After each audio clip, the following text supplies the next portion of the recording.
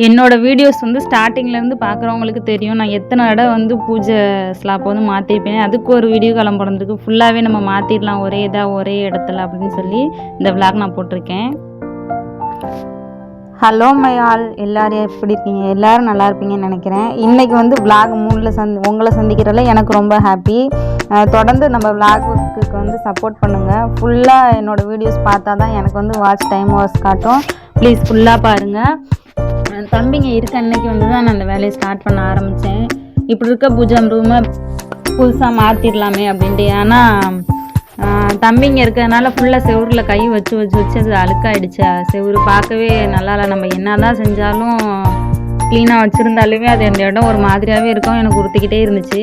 அதனால் சரி விடு பெயிண்ட் பண்ணிடலான்னு சொல்லிட்டு பெயிண்ட் பண்ண ஸ்டார்ட் பண்ணிடலான்னு சொல்லிட்டு இன்றைக்கி தம்பிங்க 2 பேருமே இருக்கிறதுனால கொஞ்சம் ஹெல்ப் பண்ணாங்க. அவங்க இருக்கப்போ நம்ம வந்து அவங்களுக்கு கொஞ்சம் வேலை கொடுத்தா தான் அவங்களுக்கு வந்து நம்மளும் அம்மா ஹெல்ப் பண்ணணும் அப்படின்னு தோணும். அப்படிங்கிறனால மோஸ்ட்லி தம்பிங்க இருக்க அன்றைக்கி தான் நான் வந்து எந்த வேலையாக இருந்தாலுமே செய்வேன். கொஞ்சம் ஹெல்ப் பண்ணுவாங்க.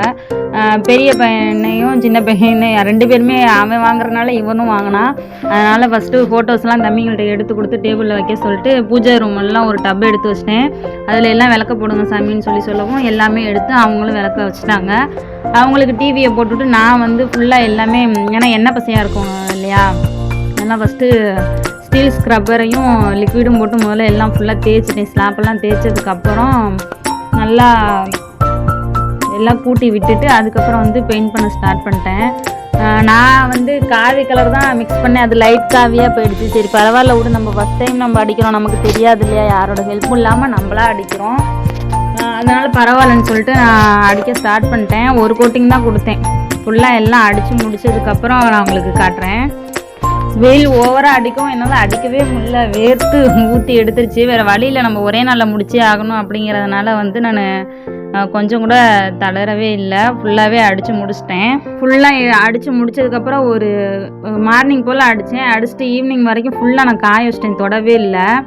ஈவினிங் வரைக்கும் காஞ்சதுக்கப்புறம் நைட்டு வந்து இந்த கோலம் நான் போட்டேன். நல்லா இருக்கான்னு சொல்லி கமெண்டில் சொல்லுங்கள். கோலமும் போட்டதுக்கப்புறம் எல்லாமே வாஷ் பண்ணி வச்சுருந்தேன். அதனால் வந்து எல்லாமே ஃபுல்லாக மஞ்சள் குங்குமம் எல்லாம் வச்சிடலான்னு சொல்லிட்டு எல்லாம் ஃபோட்டோஸ்க்கு மற்றது விளக்கு ஜாமான் ஃபுல்லாக எல்லாம் மஞ்சள் குங்குமம் வச்சு எடுத்து வச்சிட்டேன். எப்படி இருக்குன்னு சொல்லுங்கள் நான் வச்சது. எனக்கு வந்து பிடிச்ச சாமிங்களோட கேலண்டர் வந்து எனக்கு தூக்கி போட வந்து எனக்கு பிடிக்கவே பிடிக்காது. முடிஞ்ச வரைக்கும் நான் தூக்கி போடாமையே வச்சுப்பேன் எப்பயுமே. நீங்களாம் எப்படின்னு சொல்லி சொல்லுங்கள். பெயிண்ட்லேயே கோலம் பண்ணிடலான்னு சொல்லிட்டு ஸ்லாப்புக்கெலாம் எப்பயுமே நம்ம மாக்கோலம் தானே போடுவோம். சரி இந்த தடவை பெயிண்டில் கோலம் போட்டுடலாம் அப்படின்னு சொல்லிட்டு ஃபுல்லாக பெயிண்ட்லேயே கோலம் போட்டுட்டேன், ஒயிட் பெயிண்டில்.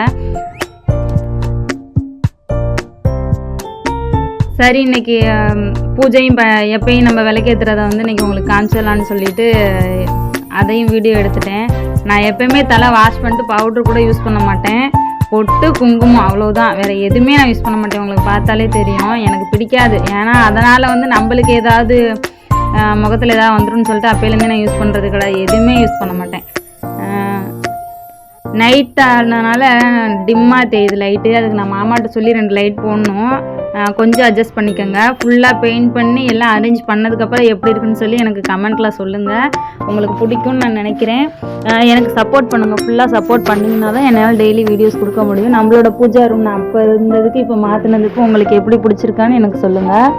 நான் வந்து 3 விளக்காக டிவைட் பண்ணி வச்சுட்டேன். எப்படின்னா மேலே வந்து முருகர், விநாயகர், 5 சாமி ஃபோட்டோவும், கீழே வந்து அம்மனுக்கு வந்து டெய்லியுமே வேப்பிலை ஃபஸ்ட்டு வந்து தண்ணி ஊற்றி நான் மாற்றி வச்சுருவேன். அதனால் அம்மனுக்கு காமாட்சி விளக்கும், ஒரு சைடு வந்து மண்பானைன்னு சொல்லுவோம் இல்லையா, மண்ணில் வந்து பச்சரிசி போட்டு வச்சு அது மேலே அம்மாவோட ஃபோட்டோ ஒன்று வச்சுருக்கேன், குட்டி ஃபோட்டோ. சும்மா நிற்க வைப்போம் பார்த்தீங்களா ஸ்டாண்ட் மாதிரி, அந்த ஃபோட்டோ மாரியம்மன் ஃபோட்டோவும், வளையல், மஞ்சள், குங்குமம், தாலிக்கறி இதெல்லாம் வச்சு அந்த பானையிலையும், இன்னொன்று செம்பில் இந்த சைடில் வந்து வேப்பன் தலையும் தண்ணி ஊற்றி வச்சுருக்கேன். அப்புறம் நடுவில் விளக்கு, அப்புறம் அம்மாவுக்கு பிடிச்ச சாம்பிராணி வச்சுருக்கேன். 3வது ஸ்லாப்பில் வந்து ஸ்ரீரங்கநாதரும் பசு கோமாதா இருக்கும் பார்த்தீங்களா, அதுவும் வச்சுருக்கேன். ஃபுல்லாக எப்படி இருக்குது உங்களுக்கு அப்படின்னு நான் சொல்லி காமிச்சிருக்கேன். என்னோடய பூஜை ரூம் உங்களுக்கு பிடிச்சிருந்துச்சின்னா சிம்பிளாக தான் இருக்கும், நீட்டாக இருக்கும். பிடிச்சினா லைக் பண்ணுங்கள், ஷேர் பண்ணுங்கள், சப்ஸ்கிரைப் பண்ணுங்கள், மறக்காம நம்ம சேனலுக்கு சப்போர்ட் பண்ணுங்கள்.